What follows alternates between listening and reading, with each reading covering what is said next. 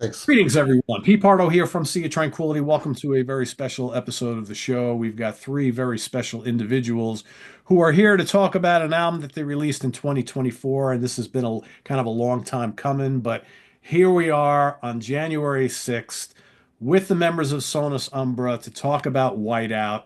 Let me introduce our very own Mr. Louis Nasser, Hello. Tim McCaskey, and Andy Tillotson. Welcome, gentlemen. How are you? The three main driving forces behind the band Sonus Umbra, who, I was looking this morning. God, you guys have 8 albums out already. I was Oh like, yeah. they probably got like 4 or 5, right? Because I got a bunch of them, but I don't have all of them. I'm like, it's 8 albums. You guys have been around for a while and well, not prolific, but you got a good amount of material under your belts, and we get to this one. And this, I'm going to say it right now. If you've heard it or if you haven't heard it, this is likely to be a very, uh, what's the word I'm looking for? This is, I'm drawing a complete Controversial? controversial. Po- Thank you, po- Lewis. That's the word I was looking Polarizing? for. I don't know. Yes, controversial, polarizing album for lots of reasons, and it's a really great progressive rock album, musically speaking. And then once you throw in everything, the idea behind the whole album, it becomes even more interesting. So, first of all, and Lewis, I know that the whole idea behind this kind of came from you, and if you read and by the way, thank you so much for mentioning myself and all the Oh, come on. proxy folks on the inside here. Very cool. There's a whole 2-page spread on kind of like the basis for what this album, the genesis of this album, so to speak. Can you talk a little bit about when that spark hit you that said, I want to do Whiteout specifically, and I want to do an album like this? Because it's heavy stuff, Yes. musically speaking, and one thing when you listen to this record, Lewis says it all the time and in the proxy, progressive rock has to rock, right? The 4-letter word, and Yes. this does. It really does. Thank you. But there's a very heavy message behind all of it. So, Lewis, I'll let you kind of take it from there and talk a little bit about the genesis of Whiteout. Well, um, that all started in 2016 when the first election with Trump happened. And I was very worried because I saw a lot of people that I like and respect not worried. Everybody thought it was all just going to sort of take care of itself. And I have, because I was born in Mexico and because I grew up in an authoritarian regime, I knew firsthand that that wasn't going to be the case, that there were going to be a lot of changes that most Americans were not prepared for as we lived through. So I really wanted to comment on it, and I wanted to get it out. And as time progressed, and I was making these comments in my own personal social media. Um, Towards the pandemic is, I mean, the song started in 2016, but it was like a slowly gestating thing. And around 2020 is when it really peaked. And I was getting, as I mentioned on the record, I was getting death threats on social media. And I was being told that I should just play my guitar and shut the fuck up. And I thought, well, um, maybe if we just make an instrumental album, I'll give them whatever the fuck they want. And and there were other things happening in the band, so it all kind of worked out. Me and Andy are always the two main guys putting together the stuff. A lot of people look at me, but it's really been a very, very fruitful collaboration between me and Andy. Completely, we write and arrange everything. Andy is also an incredible engineer and producer. So this has been that is the sound. And Tim has always been given the task, which he may give you the Tima eyes, but he's the arpeggiator. He's an excellent guitarist, and the backbone of most of the music I write is the acoustic guitar because that's where I started. So he plays the song, and we play around it. So he's the basis of everything. And he always likes to put down his contribution, but it's really, really essential. So that's how it came about. And and because we were in a position in the band where the pandemic was happening and not much else was going on, me and Andy decided to just try to push ahead and churn it out. And we have this system where the way that we are talking now is the way we work. We work over Zoom.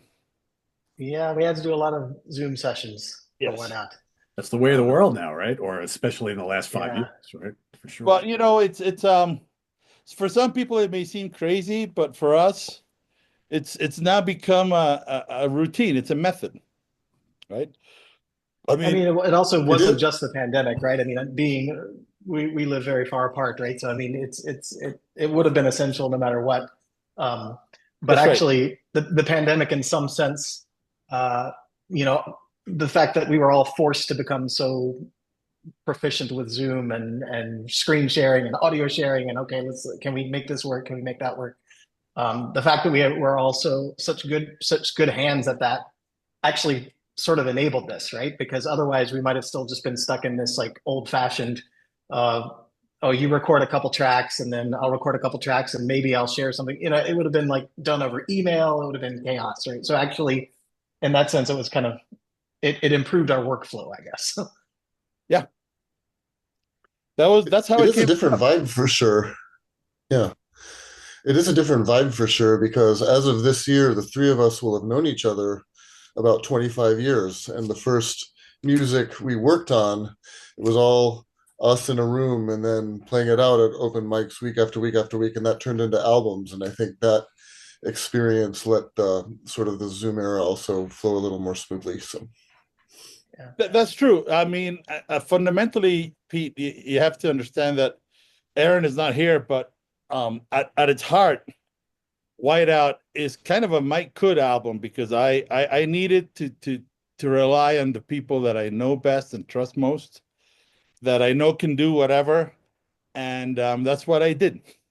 That's what it always comes down to. It's basically with Mike Could, the philosophy has always been, let's write something good, and it doesn't matter how hard it is, it just has to be good, and you have to play it right, or you get yourself malorted. And that's the bottom line. So I wasn't feeling well at that time, and I needed to reach out to people that I really really trusted, and that's what I did. So I mean, but I again, this is me and Andy are the creative. Um, we do all the production and all that. We do all the discussion. He co-writes all the music with me, especially not only drums, which drummers don't normally get credit for, and that's a very important thing, but everything. Eddie is an incredible musician, so we were able to. I know now, after all these years, if I write something that is shit, he's just gonna say it's shit, and I that's true. appreciate that. That's the way it should be, right? There's no mincing of words. There were a It lot of bars that did not make it on this record. Yeah. Yes, and that is great because yeah, that is something that I've come to rely on. I need that input. So if it gets a thumbs up from Andy and it gets a thumbs up from Tim, then I know, okay, this is probably going to go well, right? So the two albums before this had a lot of collaboration from the other members as well. But yeah, yeah, we do have to have that consensus though before yes. going So on. once we have the songs, then we bring them to the band for the whole band to arrange. But the first step is getting the songs, and I'm writing all the time. So I keep sending stuff, and people give various of these, and then that's how we put together an album. Right? You mentioned songs, right? And earlier you talked about how, maybe let's just do an instrumental album, right? Yes. To me, listening to Whiteout from start to finish, it's very linear. And yeah, you can kind of pull things out here and there, but it's arranged so well that from from the Whiteout Part One, the uprising, all the way to Part Seven, the epilogue, which is sort of hints at like hope and, maybe better times lie ahead. I find this very much like a linear concept piece. And if you take out all the sound bites and everything like that, you have a pretty masterful instrumental album, I think, that has lots of really cool stuff. And Lewis, you and I have talked about this before, but I love when a bass player is heard on an album, not just in the mix, but is playing stuff that makes you go, wow, listen to that. So, like, you've got I'm getting Chris Squire vibes and John Wetton from back in the King Crimson days. And then the drumming and all the other little elements that Andy's adding. And then this like savage guitar comes into this really beautiful guitar. And it just, the whole album really flows very, very nicely. And then when you throw in all the other stuff, right? Because that's the message that you're trying to tell here.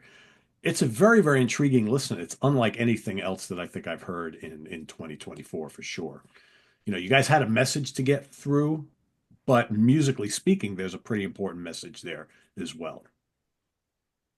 Yeah. If you want to Well, comment thank on you that. for all that. I thank you. Yeah, I mean, I would reiterate that one of my favorite parts on the album is just this long breakdown section in the middle of the long tune Incognito, and Oh, this is that's my just favorite song it's on the just album. Yeah.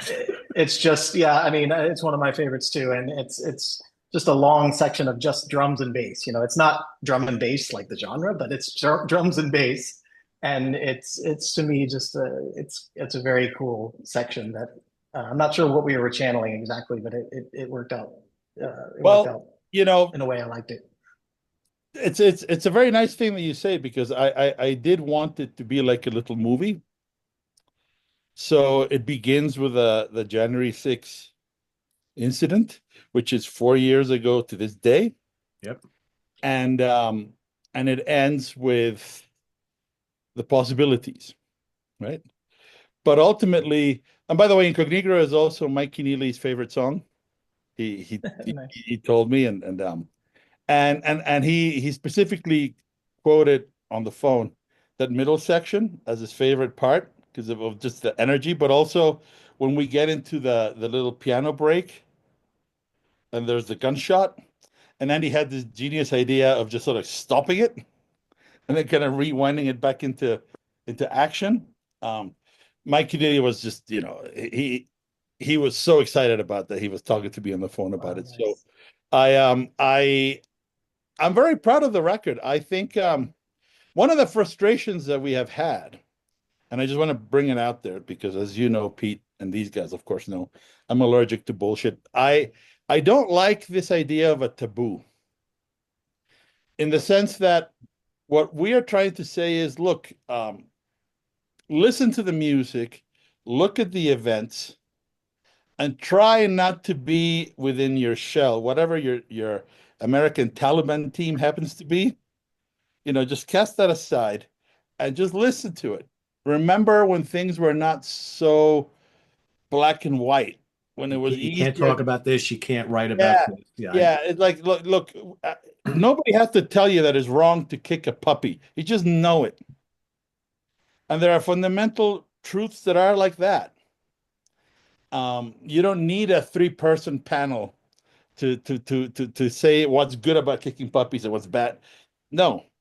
And the same is true with the music. And we've had a lot of trouble, of all places, not even in the States, but in Europe. A lot of European reviewers are really scared of weighing in on the record because they don't want to piss off Americans. And and the thing is, they in talking with them in private, I'm not naming names because they asked not to be named, but they just saw the cover and that was it. They shut down, right? And yeah, the cover is a form of provocation. It's a way of actually just describing the insanity of this situation. And this inability of people wanting to talk about it is, to me, crazy. So I really wish people would hear the album and then have the conversation with us. I don't mind if people write me angry emails, and as long as we can talk, as long as we can connect in some basic human level, that's what this is about, right? We are not telling anybody anything what to do. We are giving a point of view. It's a plea. It's an observation about what kind of world do we want to live in, and whether we like it or not, what happens in the USA affects the entire planet. It does. Yeah. So it is a global conversation, and I say this as a naturalized citizen. I wasn't born in the States, but I am an American, and I am proud of that fact. I think it is important to speak. It's important if you see an injustice, if you see something happening, that you become involved, that you help, right? Don't we all get these training videos for work? See something, do something. Don't be a useful idiot that just a cowardly bystander. Like, do something, right? So as artists, we wanted, this is what we could do. We could make art. We could try to start a conversation. We wanted to do our part. And I'm grateful that we're having this conversation now with you and with your viewers, some of whom have actually also emailed me and told me, you know, that they like me, but that my politics are, and they get the poop emoji, right? That's fine. We can start that conversation. And I am really trying to be very respectful here, because at the end of the day, we're all people. And if we can't understand that basic reality, then we really have nothing. We're not that different. So Yeah. That's basically, in a nutshell, the main hurdle we faced with this album, is that a lot of people are being turned off by what they imagine the album is, and they're not even without listening even to it. hearing it. Exactly. Yeah. And But that's a problem that goes far beyond music, right? That's in every aspect of life nowadays. It's like, if yes, something or someone doesn't align with my opinion and viewpoint on something, I don't want to deal with it.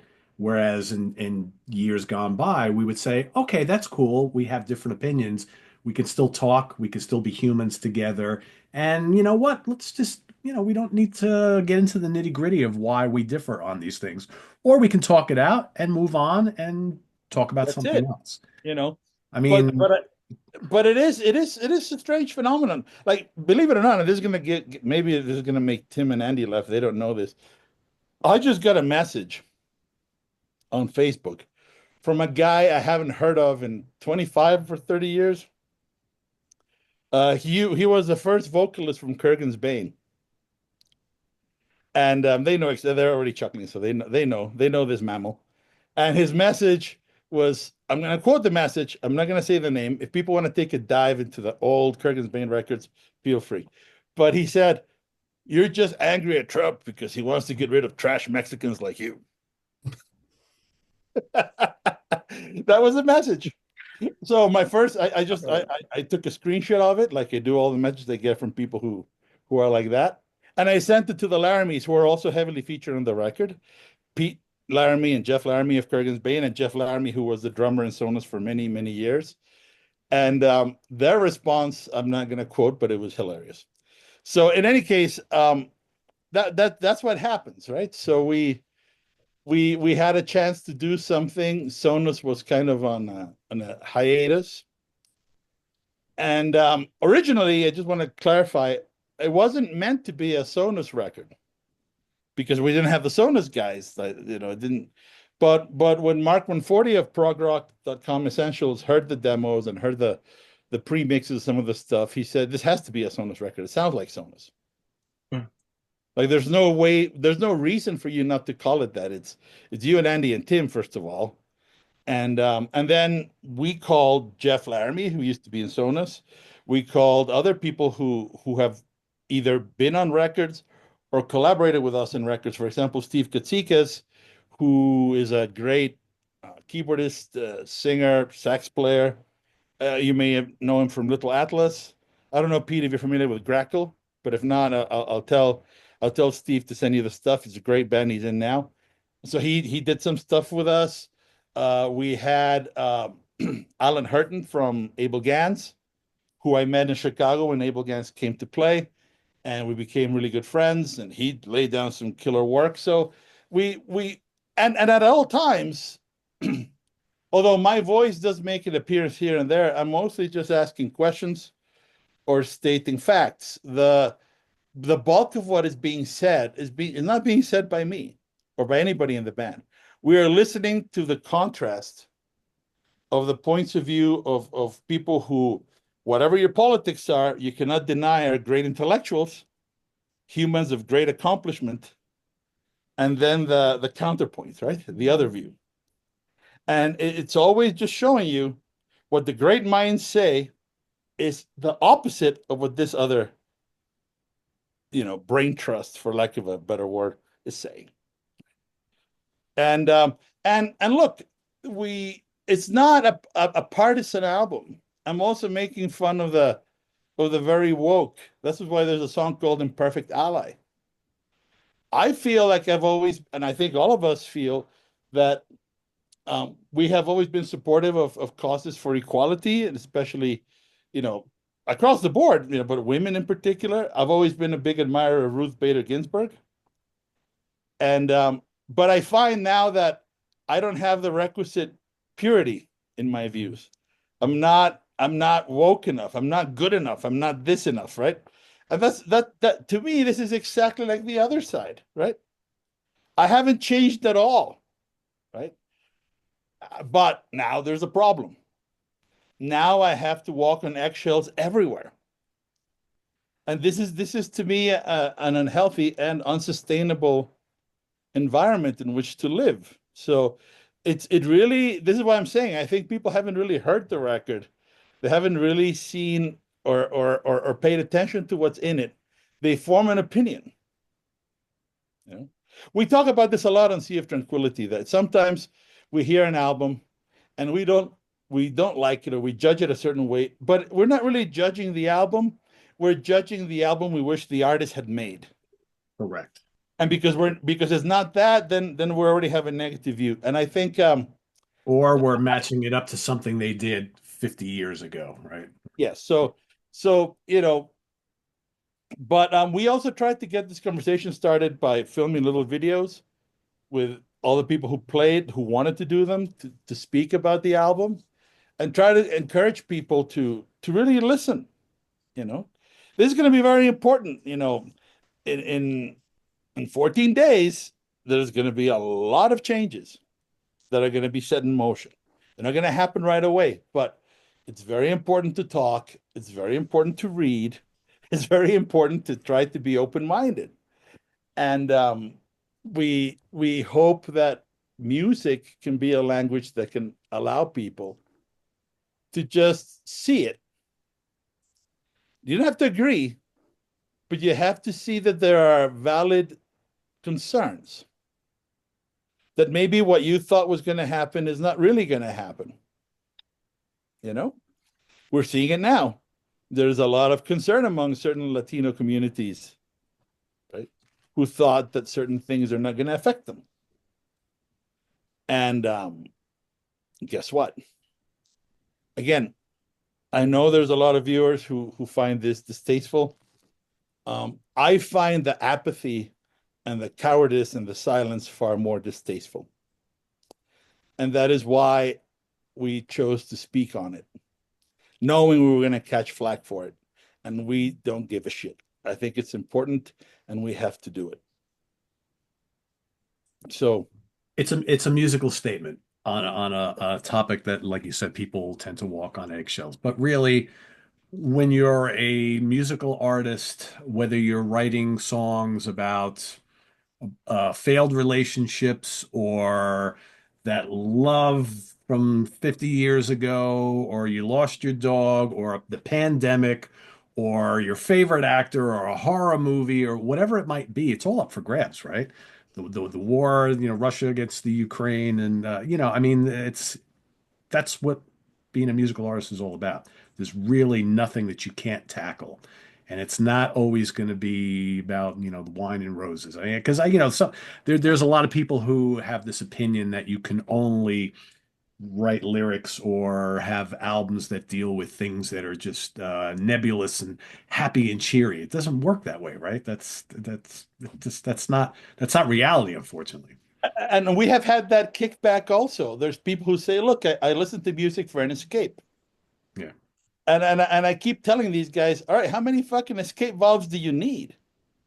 You have Netflix, you have Prime Video, you have this, you have that, At some point you have to, you know, look, I'm sure you and I would agree with this. I don't know if the guys have heard this record, but let's take a band that nobody would think is political, Sabotage. And let's take one of their many, and they do have many great albums. Let's take Dead Winter Dead. Don't know Nobody it. nobody bats an eyelid about that, right? But I can tell you that a lot of Yugo nostalgic people have a few words to say about it, right? Yeah. Yeah. So this is what I'm saying is it's like with comedians. People love jokes until the joke is on them, Right. Right. right? And I think that if we can't even fucking laugh at our own follies, We all have our faults. We all should be able to laugh yes. at ourselves, right? I So, mean, come on. that's the thing. And we did not to toot our horns, but Tim played some incredible guitar. Andy did incredible production, and his drumming, as usual, is world class. And everything they allowed me to sort of, you know, and it's not that I did it. We did it as a team, but we put together this little movie. This is we just want people to put on the headphones and just take the plunge and listen to it. And if it is a little disturbing, congratulations. That means you have human empathy. That means that you actually are not, that there is hope. That's the beginning of personal growth, is you have to look yourself in the mirror and look at all the ugly shit. You just have to, right? Anybody who's been to therapy will tell you that. That's what it's about, right? You learn that you like to think of yourself as the hero in your own story, but that is a lie you tell yourself. And I think what Whiteout does is it looks at all of American history during my lifetime, and it puts it through that lens. It's like, all right, evidently there's been some great accomplishments. However, I mean, it is 2025 now. Yeah. And what happened to Robert Brooks? I know we shouldn't talk about these things, but let's just say, because this is why we made this record, because this shit is still happening. It's not over, right? There is a CEO who shouldn't have been murdered, but was murdered, and automatically the guy who did it is a terrorist, and the whole thing just comes crashing around him. The 13 fuckers who did that to that man who was already in their custody, they just get fired. That's why Incognito was an important song to write. That's why it matters. And that's why I got a hold of African American women. Because if there's something tough in this world, in the United States, is being an African American woman. And I got two different ages. Somebody older than me, who Andy and I both know personally, Melody Shaw, who's an incredible human being and a very dear friend. And I got our current Secretary of Columbia, Avery, who's much younger. And what do you hear from them? Similar fears, except that Melody has grown into that fear. And Avery still has, it's just very raw, That's what we wanted to do. I'm not an African American. I don't speak of that experience because I haven't lived it, but I have empathy, and I can see it, and it's hard, right? I remember. I'll just give a little anecdote. When my kid was young, and 2016 has been a while. There was this security guard at her school in Chicago. His name was Brandon. Loved that guy. Huge, muscular African American guy. Great dude. And I felt bad about the outcome of the 2016 election. And I went up to him and I said, I'm sorry this happened. And he put his arm around me and he said, don't be sorry. You're a good guy, but now you know how we feel all the time. And it fucking broke my heart. That's where that song came from all these experiences, from going out with my kid and uh, uh, they would play with other young children. Sometimes they're African American, and on occasion their parents would come and they were like truly surprised that I would allow it. And I was like, you know what I mean? So yeah, it's just something that has been important to me. Not because I am a member of that community, but because I'm a member of the larger human community. And just because it's not happening to me doesn't mean that I just get to walk away, right? So yeah, I have a big mouth. I say fuck a lot, but I care. I do care, and that's why I'm very grateful to these guys that we made this record, because it was important to do it for a variety of reasons, and now it's there, right? And I'm hoping, like you, Pete, that people will give it a chance, that will hear it and realize that there's a lot of good music in it. Absolutely. And that this is how we hope to get the medicine down. We weren't trying to put the sound bites as pollutants to the music. And yes, of course, we could have just released a purely musical record, right? But there wouldn't be Whiteout. It would be Whiteout the soundtrack without, the actual players. So I don't know. I'll let the guys speak because I do all the talking. That's not cool. But yeah. If they want to add anything, I hope they do. I think in the brief video that I made some comment about how the album also isn't a Rage Against the Machine kind of thing. Right. The vibe is a little different, and I apologize. My connection's a little wonky here, but no, there is a difference in the sort of delivery, which we hoped would help, right? Because it's one thing to be the Clash or Rage, right? One of these bands, right? They're full frontal. You get a bukkake of my view, right? We weren't going for that, but we weren't going to be shying away That's from one way to put it. Yeah. Well, I hope that for folks who haven't checked it out yet, I hope you will give this album a chance here, because it's still fairly new enough that I think it's worth discovering for the first time here in early 2025. And, musically speaking, if you're watching this and you are a prog rock fan with an emphasis on rock, and you want to spend an hour with some really, really adventurous, high-class music, you could do much, much, much worse than this. So I would highly recommend checking it out. Everything I said back at the beginning of the conversation about this whole kind of like linear aspect of it, that's one of the things that I think I love so much about it. And, the musical performances are absolutely stellar. Absolutely stellar.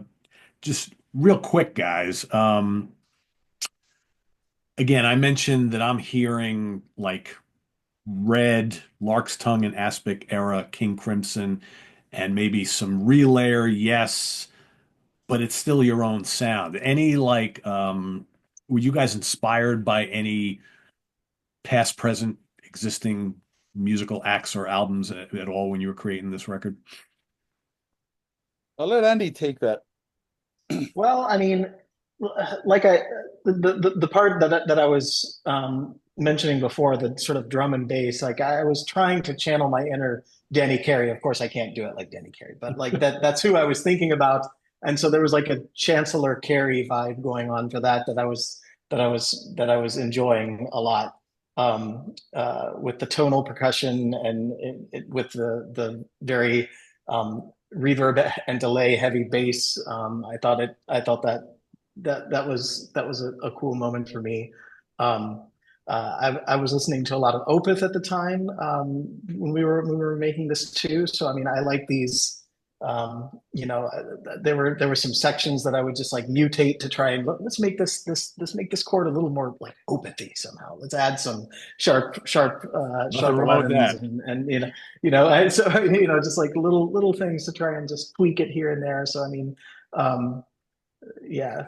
So, but yeah, it was fun working with like all of these, as Luis said, a lot of these ideas sort of just showed up as very raw, and then just being able to say, that part is very fun for me anyway, to take, raw material and just try to do something cool with it from the production side, and also just layering and so from an arrangement point of view, this was a very fun record for me to work on. Yeah. Tim, from a guitar perspective, was there anything that was inspiring you around the time of putting this album together? Let's see. Did you hear that, Tima? Hear what? The question, dude. No, I completely did not. So Yeah, I'm sorry. from a guitar perspective, what was kind of inspiring you? Anything that you were kind of drawn from when you guys were making this record?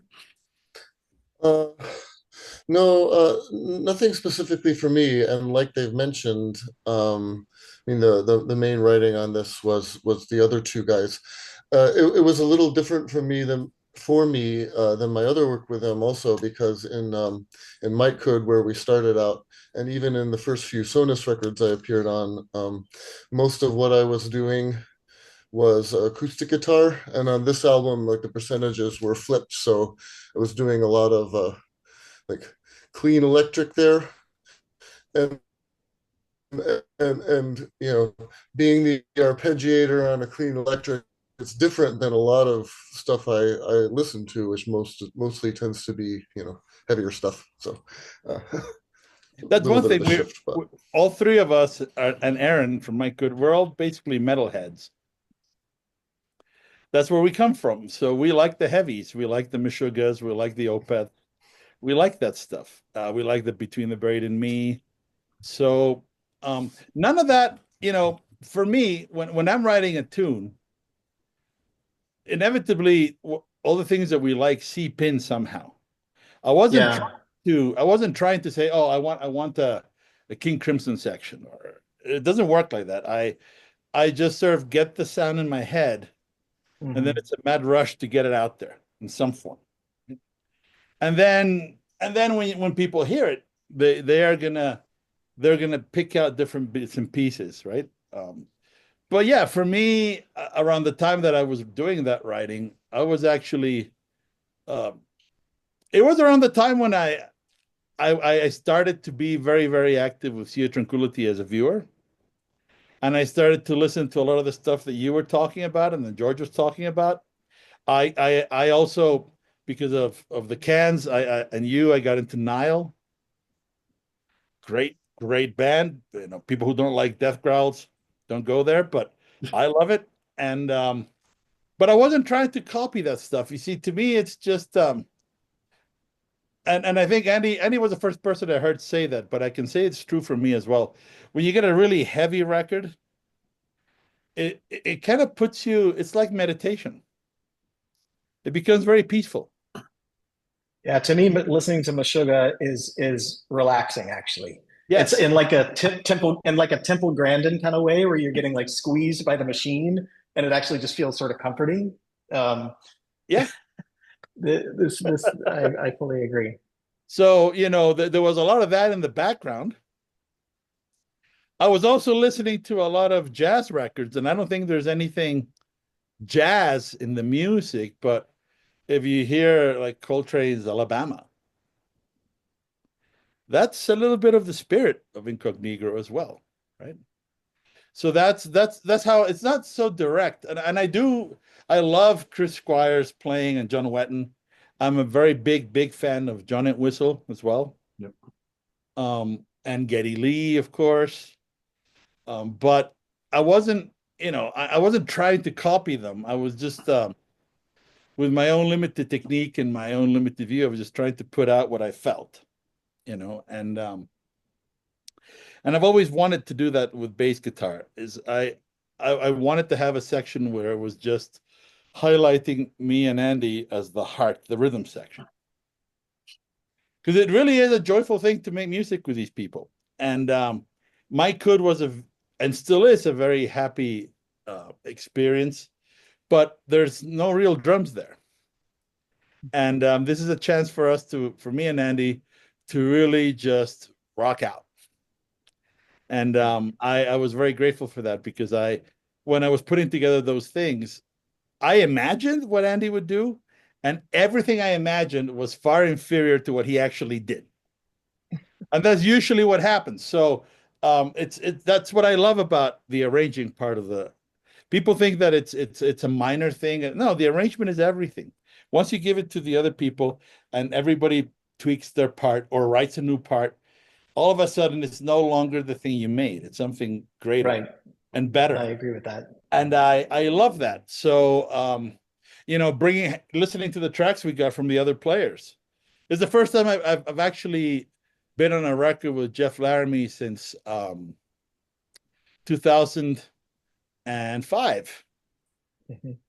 And we're still, great friends to this day, but he didn't want to do it anymore. And I got him to close out the Insects trilogy, to the Insects Part 4, because we did that together way back in the 90s, right? So that was really cool to just put the ending to that, and to tie it in to these freaks that we have today was something I couldn't foresee when I wrote it initially, right? That's another thing. It becomes, it is a reflection of our lives, of our And shout out to Pete Laramie for that unreal solo that he took in Amnesia Junkies Part 4, which is just, yes. I listened to it and it's just, yeah, it's amazing. So that's the thing is we've all been lucky to be able to make music with great people, and then I just thought, well, let's have them in, yeah, and that's the result. It's I think it doesn't sound like patchwork. no, I think that was a fear I had initially. Well, how are we gonna? But no, they all did a terrific job. So I'm very happy with all of them. it's always great as a fan, myself speaking for myself here, to talk to people who create the music and get the insight into how everything came together. I mean, I in the last 24 hours, I've talked to you guys. I talked to Troy from Zero Hour, talking about the creation of Dark Deceiver, and music I know very well for many, many years. And to hear what was inspiring them and how they were creating these amazing songs and arrangements. And in fact, I would urge all of you to go watch the interview with Troy, especially you, Lewis, because I watched it already. It's great. Oh, you did, right? I mean, yeah, and Yeah, the guys, it's a really sad story, because an incredible bass player who now can't play bass anymore, right? It's terrible. But you go and I'm very familiar with that record, and to hear him talk about how, they went into the writing process wanting to play more solos and to stretch out a little bit more. But when you listen to the album, it doesn't come across like that.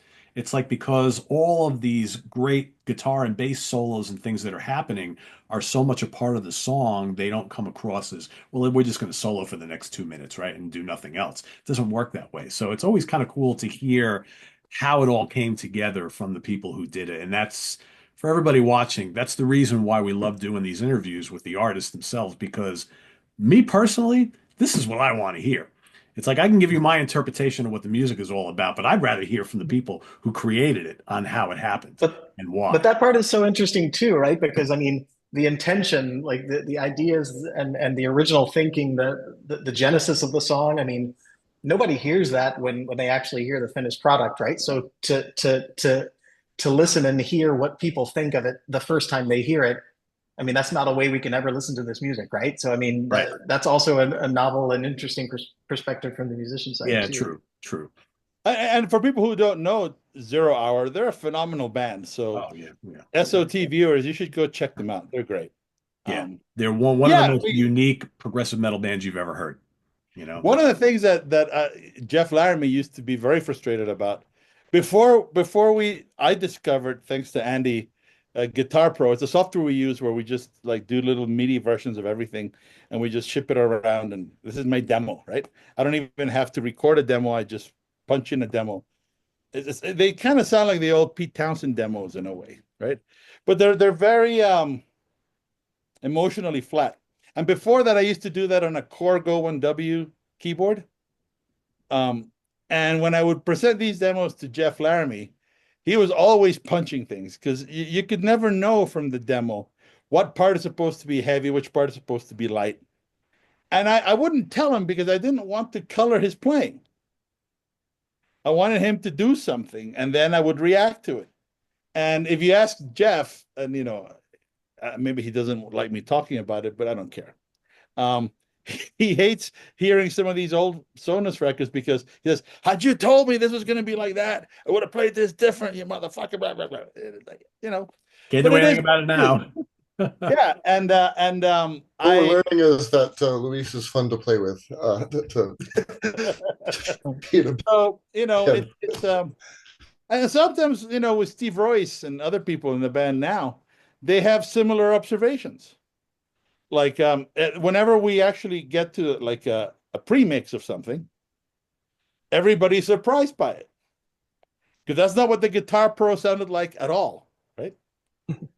And so there is a lot of imagination, and it's a little bit like tightrope walking. There are some mattresses in the bottom. You're not going to die, but there will be some embarrassment as you fall along the way. That's kind of what it is, but it is fun. And yeah, I don't know. I mean, I could make some of those Guitar Pro demos available if people wanted to hear how it started and then where it ended. So you would see the enormous gaps, right? Yeah, the evolution of it. Yeah. Yes, and that is the band. That's the arranging. That is knowing each other for decades and trusting each other and loving each other. Because that is a thing. There is an intimacy in making music, at least for me. I need to feel comfortable to bring my stuff because it is a part of you, right? So you have to trust the people you're going to work with.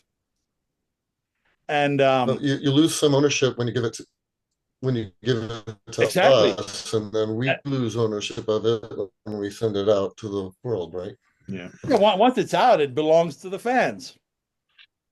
And they can then bitch at you because if you play one of the songs in a different way, they'll say, "You fucked up my song." I've had people say that to me, right? So it's and sometimes we just fuck it up because we fucked up, but sometimes we do a different arrangement and they don't like it. This is the thing that makes it a community, right? And I like that. And that's why we're inviting people, join the community. Let's have the conversation.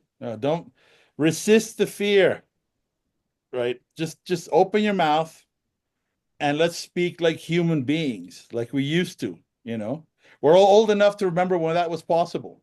Oh yeah. Yeah. And it's still fucking possible. You just have to not be afraid. So, Sure. yeah. So before we let you guys go, real quick, I know there's lots of miles between you, but any possibility of you guys playing any of this live at some point in time? Well, I hope so. yeah. We are going to be playing a festival in the UK next year.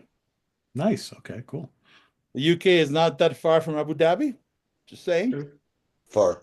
It's a little far. Not that far. And not as far as the US. We are rehearsing with a new drummer, Thor Bremer, so we can resume live shows. Thor Bremer is a great guy, and he is also a composer, and he plays vibes and does all kinds of other things. So I can envision a situation where we have both Andy and Thor on stage playing different things for even more mayhem, more fun. And yeah, we are rehearsing some of the songs from Whiteout. We've rehearsed Insects Part 4, and we're supposed to be learning more, and among them Incognito. And I'm putting together all this stuff for the next record. So, yeah. So if I can make a request, if this does happen and you guys do play that festival in the UK, I could think of two very cool gentlemen who would probably love to introduce you guys before you play. part of my colleagues from the UK connection, Simon Bray and Stephen Reed. I would love nothing more than to have those two guys there. So absolutely. Yeah. Bring them on. And we can start off by having a little beer. There you go. I'm sure they would both love that. Yeah. Especially our friend from Lancashire. I'm sure he would be all over that. So Yeah. yeah. I would love that. Yeah, absolutely. Cool. Well, I hope it happens. And in the meantime, go out and check. I hate when it gets whited out. It's called whiteout, but when you try to hold it up to the camera, it definitely does. It blacks me out, right? There you go. Sonus Umbra's whiteout available now. You guys Bandcamp and Yes, Bandcamp, all the usual places, progrock.com essentials. Yep. The album has distribution in Europe and Japan. So you don't have to pay the US shipping. You can just order directly from a Burning Shed in the UK. And there's, through progrockessentials.com, you'll get it in your area at reasonable shipping. So it's selling. It's just that the people who write about music don't want to talk about it. They're scared. So I actually really want to thank you, Pete, for taking the time. I know you're mega busy. It means a lot that we get to speak about this because we feel it's an important record and we want people to hear it. Nobody's getting rich with this, but we want people to hear it. We want to have the conversation. To me, that is the biggest part of the reward is the engagement with the audience. Right? So that's what it's all about. Yep. Yeah. So cool. So check it out, folks. And I want to thank Andy, Tim, and Luis for joining us here today, talking about this very cool album. And we'll see you all next time here on the channel. I am Pete Pardo. Visit us on the web at www.seatranquility.org. We're on Facebook. We're on YouTube all together. All the damn time. For Andy Tillotson, Tim McCaskey, and Luis Nasser, I am Pete Pardo. Thanks for watching, everybody. See you soon. Bye-bye.